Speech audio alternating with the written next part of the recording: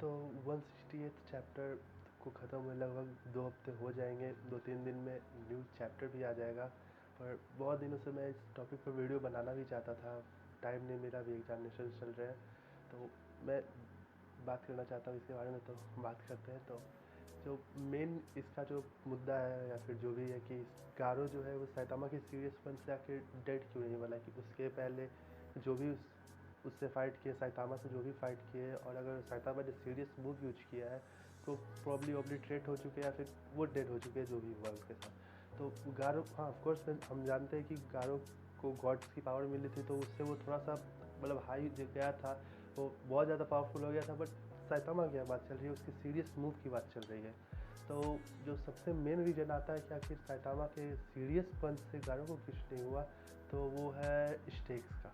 सबसे main reason हर एक show में एक होता है, एक प्लॉट कर सकते हो कि प्लॉट की डिमांड होती है। तो वन पंच मैन में वो प्लॉट स्टेक्स को लेकर है, क्योंकि इससे पहले जो भी एनिमीज है, जो भी विलन से साइतामा ने फाइट की, वो सब ऑफकोर्स की बात है कि वो वन पंच में ही ढेर हो जाते थे, या फिर प्रॉब्ली जो बेस्ट है लाइक बोरोस या फिर एल्डर सेंटिपिड या फिर इविल नेचुरल ओशियन, उन सबको सीरियस पंच से हराने की ज़रूरत पड़ी थी।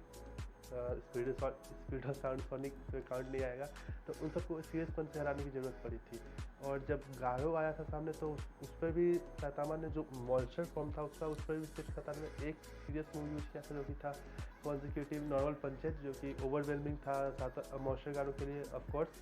तो उसके बाद फिर जब गॉड की पावर मिली, तो लाइक बहुत ज़्यादा स्टेक्स बढ़ चुके थे, लाइक लिटरली बहुत ज़्यादा स्टेक बढ़ चुके थे, जो कि ये वन पंच मैन के लिए बहुत ज़्यादा ज़रूरी थे। क्योंकि उससे पहले सिर्फ वही जैसा बताया कि सीरियस पंच, एक सीरियस पंच था जो कि एक ही बोरो सर्वाइव कर पाया था, प्रोबब्ली डेड हुआ था, बट वो कॉन्शियस था।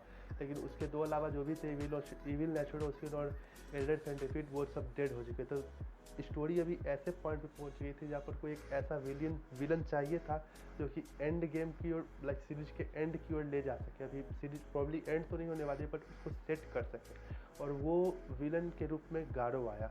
गारो का जो मॉन्स्टर फॉर्म था वो तो ऑफकोर्स साइतामा के सामने नहीं टिक सकता था, क्योंकि प्रॉब्ली एक ह्यूमन ही था, जो जैसा भी था मॉन्स्टर था, बट वो एक ह्यूमन था, और ह्यूमन कैन सर्वाइव साइतामा।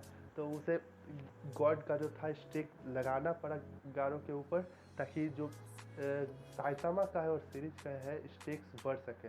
और स्टेक्स कैसे बढ़ा, तो साइतामा की सीरियस मूव, जो कि उसका सबसे स्पेशल मूव है, प्रॉब्ली सीरियस मूव में सीरियस पंच जो है उसको यूज करके, और ढेर सारे लाइक सीरियस पंच टकराए जाकर, लाइक प्रॉब्ली गैलेक्सी डिस्ट्रॉय हो गई थी, और इतने स्टेक्स बढ़ गए थे। तो स्टेक्स बढ़ने से क्या होगा, तो अब जो नेक्स्ट फाइट आएगी, लाइक जो प्रॉब्ली अब गॉड की फाइट होगी, वो स्टेक्स तक बढ़ चुके कि अब जब गॉड के जो ग्लीमर है, जो कि सिर्फ छूने से गारो को इतना पावर मिल सकता है, तो सिर्फ गॉड कितना पावरफुल होगा। तो आई होप मैंने ये इतने छोटे से वीडियो में, पता नहीं 4 मिनट का वीडियो होने वाला है, इतना छोटा तो ज़रूरी नहीं होगा, तो समझा पाया होगा अच्छा से।